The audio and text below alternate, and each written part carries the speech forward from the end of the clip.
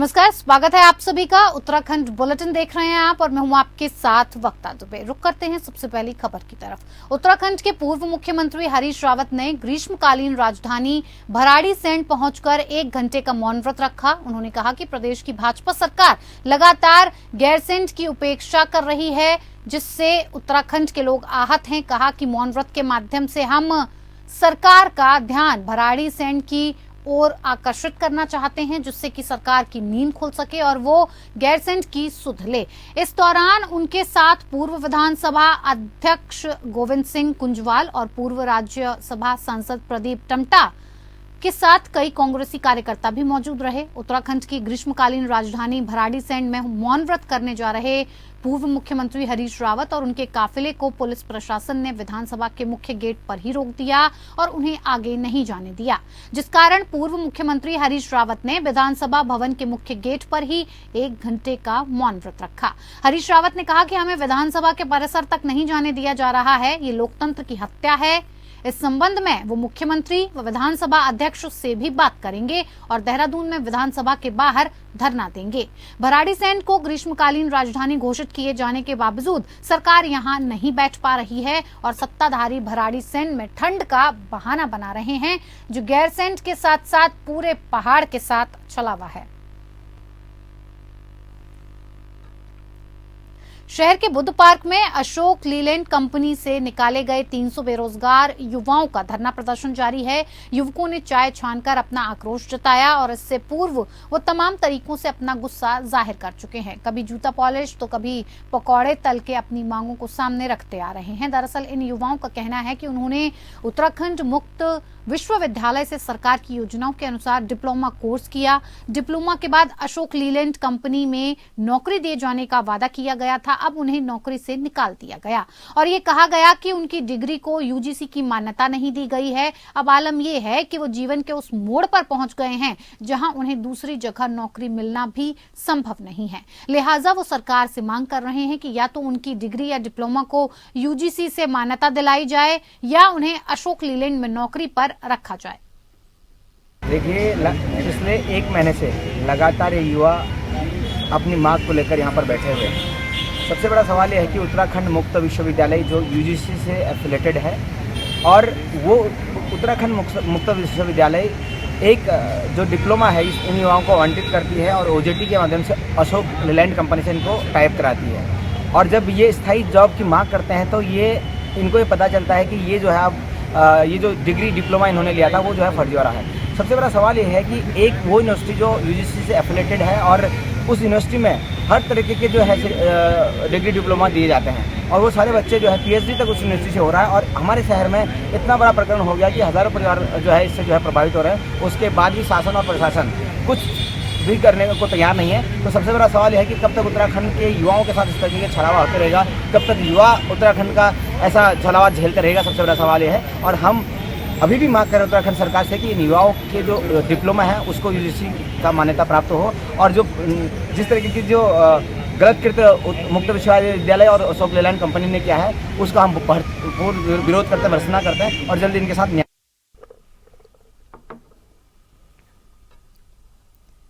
वरिष्ठ पुलिस अधीक्षक पौड़ी श्वेता चौबे द्वारा अंकिता हत्याकांड मामले में मुख्य आरोपी पुलकित आर्य व उसके साथियों पर गैंगस्टर अधिनियम के तहत भी मुकदमा दर्ज किया गया था, जिसके अनुसार उनके द्वारा आपराधिक कृत्य कर अवैध रूप से संपत्ति अर्जित की गई थी और जिसके मद्देनजर पुलिस द्वारा पुलकित आर्य द्वारा अवैध रूप से अर्जित की गई चल अचल संपत्ति की जानकारी जुटाई गई।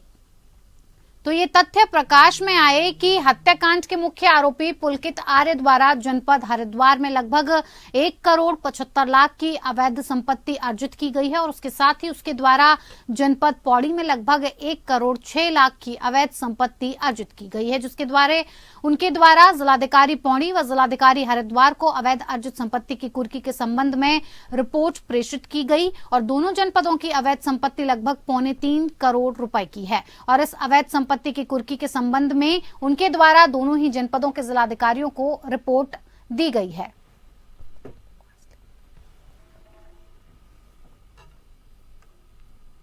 हल्द्वानी के बनभूलपुरा क्षेत्र में रेलवे के अतिक्रमण का मामला सुप्रीम कोर्ट में जाने के बाद जहां अब 7 फरवरी को सुनवाई होनी है, तो वहीं दूसरी तरफ सर्वोच्च न्यायालय के आदेश पर रेलवे, वन विभाग और राजस्व विभाग की भूमि के सर्वे का कार्य पूरा हो गया है। पिछले एक सप्ताह से प्रशासन, रेलवे और वन विभाग आधुनिक डीजीपीएस तकनीकी से क्षेत्र का सर्वे कर रहा है। एसडीएम मनीष कुमार का कहना है कि अभी सर्वे कार्य पूरा नहीं हो पाया है क्योंकि अभी वन विभाग और रेलवे के कुछ और अभिलेखों की जरूरत है। साथ ही उन्होंने कहा कि पहले सर्वे और सीमांकन केवल कंपास की मदद से होता था और अब डीजीपीएस तकनीकी से जीपीएस लोकेशन लेकर सटीक सीमांकन किया जा रहा है, जिससे कि किसी तरह की कमी न रहे और इस सर्वे को पूरा होने के बाद ये रिपोर्ट सौंप दी जाएगी।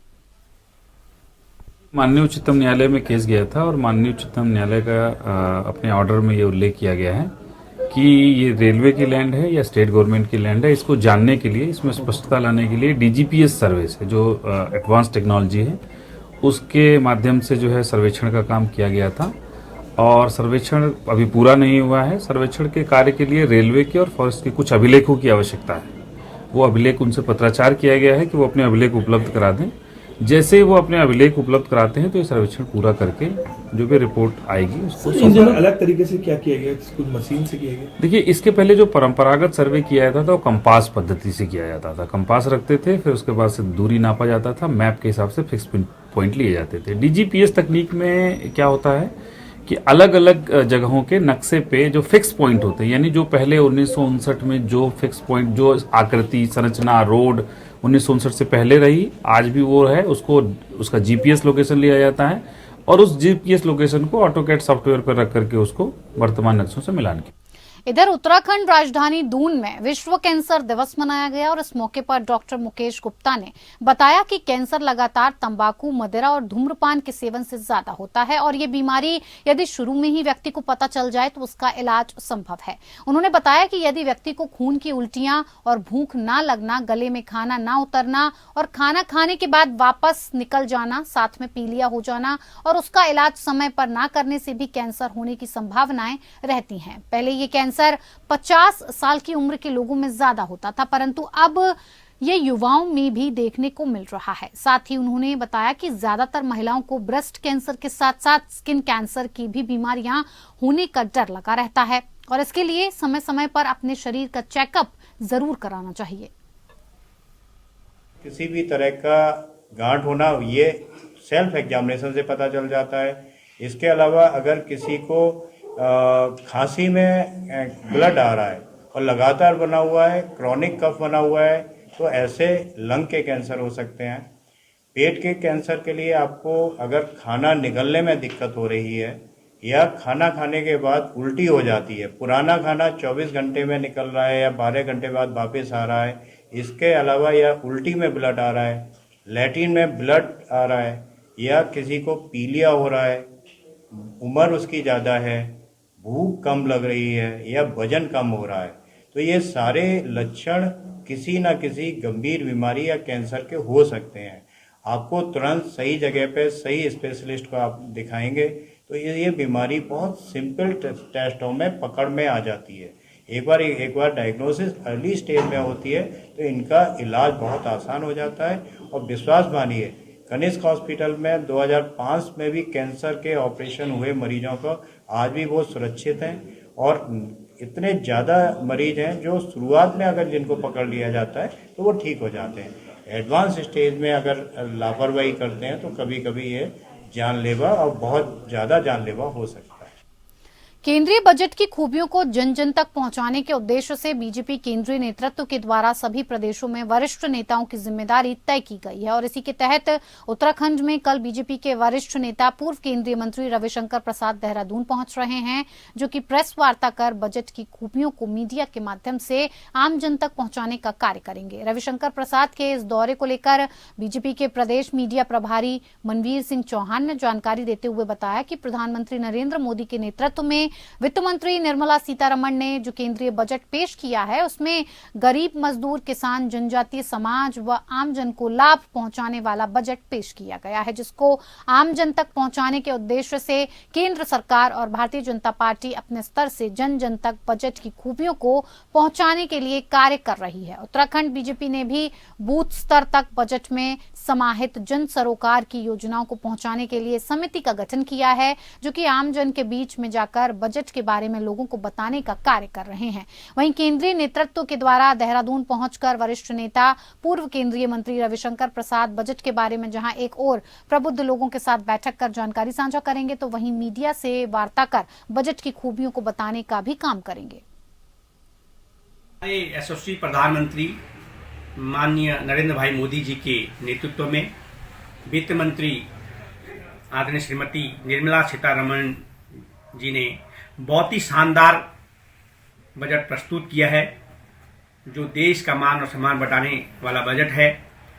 इस बजट को लेकर के हमारे भारतीय जनता पार्टी के केंद्रीय नेतृत्व के द्वारा कार्यक्रम निश्चित किए गए हैं, जिससे कि हमारे जो बजट प्रस्तुत किया गया है, इसकी जो जन कल्याणकारी योजनाएं हैं उससे लोगों को उसका अधिक से अधिक लाभ मिल सके और आम जन तक उसकी खूबियां सबको मालूम हो सके। इसके लिए केंद्रीय स्तर पर सभी प्रदेशों में हमारे वरिष्ठ नेताओं को कहीं न कहीं किसी प्रदेश में प्रेस कॉन्फ्रेंस के लिए, विचार गोष्ठियों के लिए। तो वहीं कांग्रेस मुख्यालय में आज भारत जोड़ो यात्रा में उत्तराखंड से भाग लेने वाले कांग्रेस के 7 लोगों को सम्मानित किया गया। आपको बता दें कि 4000 किलोमीटर की यात्रा तय करने के बाद भारत जोड़ो यात्रा का अंतिम चरण कश्मीर में समाप्त हुआ था और इस मौके पर आज भारत जोड़ो यात्रा में शामिल रहे कांग्रेस यात्रियों को उत्तराखंड कांग्रेस ने सम्मानित किया है। प्रदेश अध्यक्ष करण मेहरा के नेतृत्व में भारत जोड़ो यात्रियों का फूल मालाओं के साथ सम्मान किया गया। वहीं इस मौके पर कांग्रेस के प्रदेश अध्यक्ष करण मेहरा ने कहा कि भारत जोड़ो यात्रियों का सम्मान करना मेरे लिए और प्रदेशवासियों के लिए गौरव का अनुभूति है। वो आज हम लोगों ने यहाँ सम्मानित कर रहे हैं, क्योंकि मेरे लिए और मेरी कांग्रेस पार्टी के लिए गर्व का विषय है कि इतने बड़े देश में जहाँ केवल 197 लोगों को इस यात्रा में भारत यात्री के रूप में सम्मिलित होने का मौका मिला। मेरी स्टेट से 7 भारत यात्री वहां सम्मिलित हो पाए और एक व्यक्ति लगभग 95% रहे। मनीष कटूरी जी, वैभव वालिया जी, मोहित जी, राजपाल जी, हमारी बहन सीता जी, हमारे अंकित शाह जी, ललित फरसवान जी, ये लगातार इसमें बने रहे। और गौरव की बात इसलिए है कि हमारे इन साधु भारत यात्रियों ने वहां किसी ना किसी चीज को लीड किया, ये वहां कैप्टन के रूप में थे। तो इससे भी हमारे उत्तराखंड की ताकत का एहसास होता है और हमको गर्व होता है कि मेरे यहाँ इतने योग्य लोग हैं जो उस यात्रा में भी उतने सारे समूह में हर जगह कप्तान के पद पर सुशोभित थे और इन्होंने अपनी भूमिका को बहुत अच्छी तरह निभाया है। राहुल गांधी जी ने इनकी बहुत प्रशंसा की है। उत्तराखंड के सिटी इलाकों के परिवहन की रीढ़ माने जाने वाले ऑटो विक्रम अब सड़क से बाहर कर दिए जाएंगे। परिवहन विभाग ने इसके लिए तैयारियां कर ली हैं। आपको बता दें कि देहरादून, हरिद्वार, ऋषिकेश, रुड़की में डीजल से चलने वाले 10 साल पुराने ऑटो विक्रम 31 मार्च 2023 के बाद सड़कों से बाहर कर दिए जाएंगे। वहीं आरटीओ संभागीय परिवहन अधिकारी शैलेश तिवारी ने कहा कि हमारा मुख्य उद्देश्य प्रदूषण को कम करना और ग्रीन एनर्जी को बढ़ावा देना है। 10 साल से पुराने डीजल विक्रम बंद होंगे और BS6 मानक CNG इलेक्ट्रिक हाइब्रिड वाले विक्रम शहर में चलेंगे। जो अभी आपने देखा होगा कि हमारा मुख्य उद्देश्य है कि पॉल्यूशन को कम करना और ग्रीन एनर्जी को बढ़ावा देना। इस उद्देश्य से हम लोगों ने देहरादून शहर में जो विक्रम चल रहे हैं उनको रिप्लेस करने की बात हो रही है। उनके पास ऑप्शन है कि वो नई गाड़ी BS6 ले आए या इलेक्ट्रिक व्हीकल ले आए या CNG वाली गाड़ी ले आए। इसके लिए उनको टाइम दिया गया है। अगर कोई विक्रम 10 साल से पुरानी है तो उसके लिए 31 मार्च 2023 का टाइम दे रखा गया है और जो नए विक्रम हैं जो 10 साल से कम आयु वाले हैं उनके लिए 31 दिसंबर 2023 का टाइम। उत्तराखंड बेरोजगार संघ के अध्यक्ष बॉबी पंवार के पत्रकार वार्ता कर भर्ती परीक्षाओं में गड़बड़ी के नाम सरकार से सीबीआई जांच की मांग की है। बॉबी पवार का कहना है कि बेरोजगार संघ ने समय समय पर सरकार को भर्ती परीक्षाओं में हो रही गड़बड़ियों की जानकारी दी है और जिसके बाद जांच भी शुरू हुई, लेकिन हमारी मांग है कि सरकार सभी भर्ती परीक्षाओं की सीबीआई से जांच कराए और असल दोषियों को जेल भेजने का काम करे। देखिए क्या होता है कि मैं ये कहना चाहता हूं कि मुख्यमंत्री से तो कई मुलाकातें हो गई, पर जब हम एक लंबा सा ज्ञापन ले जाते हैं तो उसमें से क्या होता है कि संगठन को शांत करने के लिए या जनता में अपना अच्छा एक मैसेज देने के लिए उस पर एक बिंदु पर कार्रवाई कर देते हैं, उसके उपरांत जो और चीजें हैं वो धरी की धरी रह जाती है। तो बार बार नहीं मिलना पड़ेगा तो क्या होगा। अगर आप देखिए ना कि गंभीरता क्या है ज्ञापन में, किन बिंदुओं पर गंभीरता, उन पर कार्रवाई करिए। अगर कार्रवाई कर देते हैं तो बार बार ना मिलना पड़ेगा, ना बार बार ऐसी घटनाएं सामने आएंगी। आप अगर कह रहे हैं कि 2025 तक हम उत्तराखंड को भ्रष्टाचार मुक्त प्रदेश बना देंगे, कैसे बनाओगे?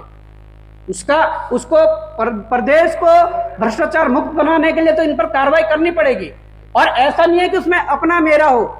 मैंने आपके सामने आज चीजें रखी है, मुख्यमंत्री के बहुत करीबी हैं, उनके संयुक्त सचिव भी और निदेशक के पद पर बिठा दिया है। फर्जी डॉक्टर डिग्री मामले में पुलिस ने भारतीय चिकित्सा परिषद के 3 कर्मचारियों को गिरफ्तार किया है और उसमें से एक कर्मचारी कनिष्ठ सहायक और 2 वैक्तिक सहायक पर तैनात थे। तीनों ने इमलाक के साथ मिलकर फर्जी डिग्रियां बांटी और रजिस्ट्रेशन करवाए। डीआईजी एसएसपी दलीप सिंह कुंवर की माने तो उस मामले में 3 कर्मचारियों की मिलीभगत रही और जिसके चलते तीनों कर्मचारियों को गिरफ्तार कर लिया गया। गिरफ्तार कर्मचारियों के पास से अलग अलग राज्यों के कॉलेजेस के लिफाफे और अलग अलग कॉलेजेस की फर्जी मोहरें, साथ ही भारतीय चिकित्सा परिषद के संदिग्ध दस्तावेज भी बरामद हुए। तीनों को कोर्ट में पेश कर जेल भेज दिया गया। आपको बता दें कि एसटीएफ ने 10 जनवरी को प्रदेश में चल रहे फर्जी डॉक्टर रैकेट का खुलासा किया था। उस समय 2 फर्जी डॉक्टर और फर्जी डिग्री का मास्टरमाइंड इमलाक के भाई को गिरफ्तार किया गया था।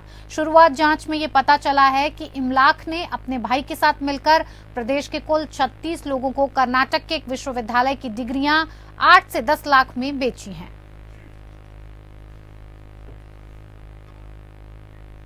भारत की कम्युनिस्ट पार्टी के राज्यव्यापी अभियान के तहत कोपेश्वर इकाई ने बस स्टैंड पर सरकार के खिलाफ जमकर नारेबाजी की और साथ ही पुतला दहन कर जोशीमठ आपदा पीड़ितों को समर्थन दिया। मामले को लेकर पार्टी कार्यकर्ताओं ने कहा कि भाजपा सरकार जोशीमठ की प्रभावित जनता के विस्थापन, पुनर्वास एवं जोशीमठ के पुनर्निर्माण की बात कर पीड़ित जनता के साथ न्याय करने की बजाय उनको माओवादी, आतंकवादी कहकर अपनी विफलताओं को छुपाने का कार्य कर रही है। पुनर्वास, विस्थापन और जोशीमठ के पुनर्निर्माण की बात तो काफी दूर की है। 1 माह गुजर जाने के बाद भी प्रभावित लोगों के लिए आज तक प्रदेश सरकार मुआवजे की घोषणा तक नहीं कर पाई है। सरकार की नाकामी और जनता के जन आक्रोश से खिसियाए भाजपाई अपना मानसिक संतुलन खो बैठे हैं और जिसके चलते वो अपनी ही जनता को गाली बक रहे हैं। जोशीमठ बचाओ संघर्ष समिति आपदा पीड़ितों की न्यायोचित मांगों के लिए लगातार संघर्षरत है और इस संघर्ष समिति में सभी पार्टियों ने नेता और जनप्रतिनिधि शामिल हैं।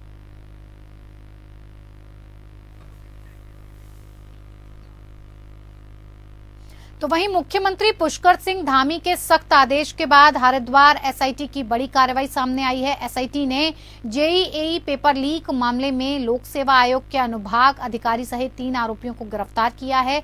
अभियुक्तों के पास से 7 लाख नगद और 4 ब्लैंक चेक बरामद हुए हैं। मुख्यमंत्री पुष्कर सिंह धामी के आदेश पर 3 फरवरी को एसआईटी हरिद्वार द्वारा 9 नामजद लोगों पर मुकदमा दर्ज किया गया था, जिसके बाद आरोपियों की धरपकड़ के लिए हरिद्वार एसआईटी लगातार छापेमारी कर रही थी। एसएसपी अजय सिंह ने जानकारी देते हुए बताया कि आरोपियों से पूछताछ के दौरान ये बात सामने आई कि अनुभाग अधिकारी संजीव कुमार को जेईई पेपर लीक करने के लिए 28 लाख रुपए दिए गए थे। वहीं अभियुक्त नितिन और सुनील सैनी अभ्यर्थियों को एकत्रित कर इसमें मुनाफा कमाया करते थे।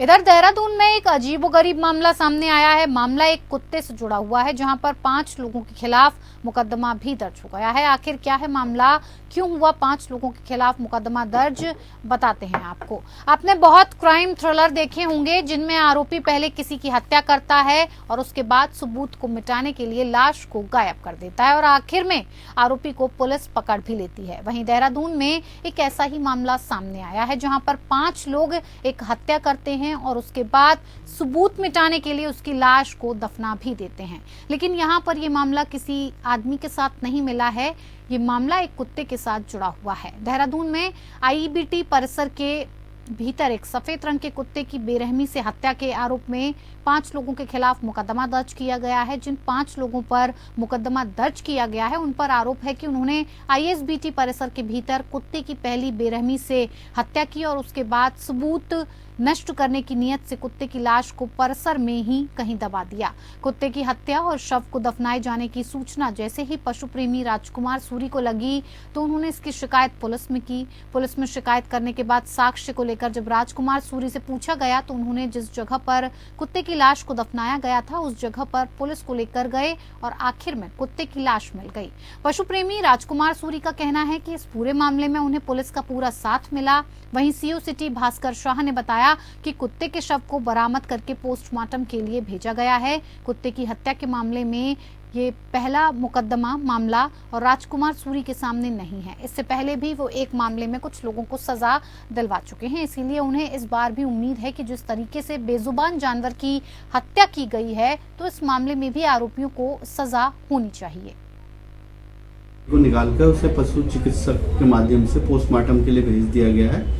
अभी पोस्टमार्टम रिपोर्ट आनी शेष है, मुकदमा पंजीकृत है और पोस्टमार्टम रिपोर्ट जैसे आती है तो उसके अकॉर्डिंग अग्रतर कार्रवाई की जा रही है। जो उन्होंने लिख रखा है, मतलब जो नामजद कर रखा है, सुपरवाइजर को कर रखा है, किसी भंडारी लिखा हुआ है, मतलब उन्होंने नाम पूरा डिटेल तो नहीं दिया है, लेकिन सुपरवाइजर भंडारी आईएसबीटी। ये 27 तारीख को मुझे फ़ोन पे एक वो आई थी फोटो जिसमें लिखा था कि सुरक्षा गार्ड थे जो वहाँ पर भंडारी, उन्होंने मिलकर इस कुत्ते को मार के वहाँ वोल्वो की पार्किंग में फेंक दिया। मैं तुरंत थोड़ी अगले दिन वहाँ गया क्योंकि शाम दिन के वक्त आई थी मुझे, तो मैंने जानना चाहा तो मुझे अंदर नहीं जाने दिया, उन्होंने वहाँ रोक दिया गया। तब मैंने पुलिस को तहरीर दी 29 तारीख को, तो पुलिस ने इसमें 31 को मुकदमा दर्ज करा। तो 31 को मुकदमा दर्ज करने के बाद पुलिस मेरे साथ गई वहाँ पर और मुझे वहाँ पर जहाँ पर वो कुत्ता वहीं दफना दिया था साक्ष्य मिटाने की नीयत से, वहीं से कुत्ते की बॉडी रिकवर हुई, जिसका वीडियो मेरे पास है, पुलिस की मुझे बनाएगा। उसके बाद हम ये सदर गवर्नमेंट हॉस्पिटल में इसका पोस्टमार्टम भी करा दिया। तो चलिए इस बुलेटिन में मेरे साथ फिलहाल इतना ही, मुझे दीजिए इजाजत, नमस्कार।